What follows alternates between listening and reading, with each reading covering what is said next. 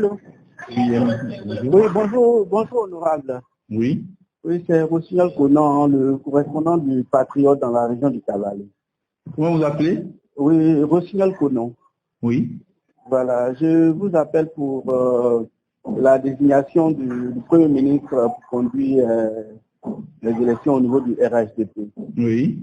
Voilà, donc on souhaiterait, si possible, avoir votre réaction. Je suis à Abidjan. Oui. Voilà, avoir votre réaction à chaud, soit par WhatsApp, avec une image de vous, pour qu'on puisse envoyer à la rédaction. Ben, je peux vous donner ma réaction déjà, si vous envoyez l'image après. D'accord, d'accord.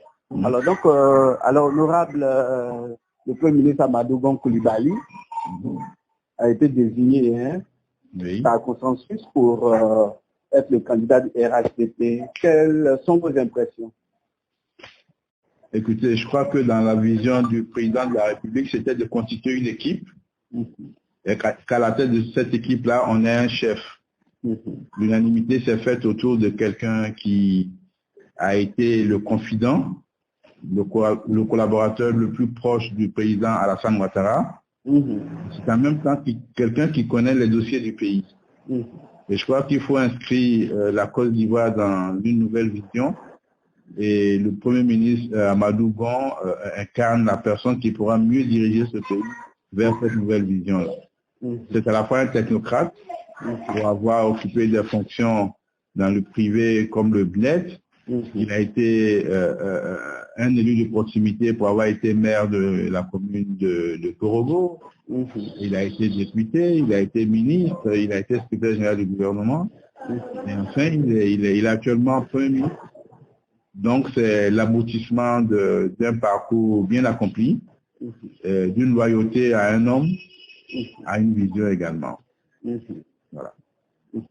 Alors, vous pensez que Amadou Gon Coulibaly fait l'unanimité? Écoutez, personne ne peut faire l'unanimité. Ce qui est sûr, il a la majorité et la grande majorité des militants du RHDP avec lui. Et c'est ça le plus important.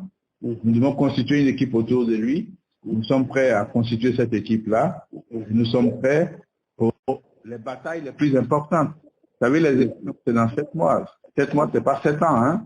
Donc, il faut aller à l'essentiel, préparer les élections sereinement, au lieu de chercher à torpiller, à enclencher un processus coûteux, alors qu'on sait que le résultat à la fin, il sera le même. Gon, il fait l'unanimité. C'est ça le plus important. Alors, au niveau des populations de Bleuléquin, au niveau des militants de Bleuléquin, alors quel message à Bleuléquin et à la région du Cavalier? Écoutez, à la faveur de la visite qu'avait effectuée le Premier ministre à l'époque dans le Cavalier pendant le mois d'octobre, je pense, on avait été clair. Hein, on avait fait la plus grande mobilisation dans le Cavalier, c'est-à-dire à Bleuléquin. Il est passé pour déposer une gerbe de fleurs sur la tombe du colonel Oulaï, mais il y a eu une grande mobilisation qui a été faite autour de cette personne. Et nous avions à l'époque déjà expliqué que c'est un grand commis de l'État, quelqu'un qui a une vision, et c'est quelqu'un qu'il fallait suivre. Nous allons continuer dans cet élan-là, maintenant que le choix a été confirmé.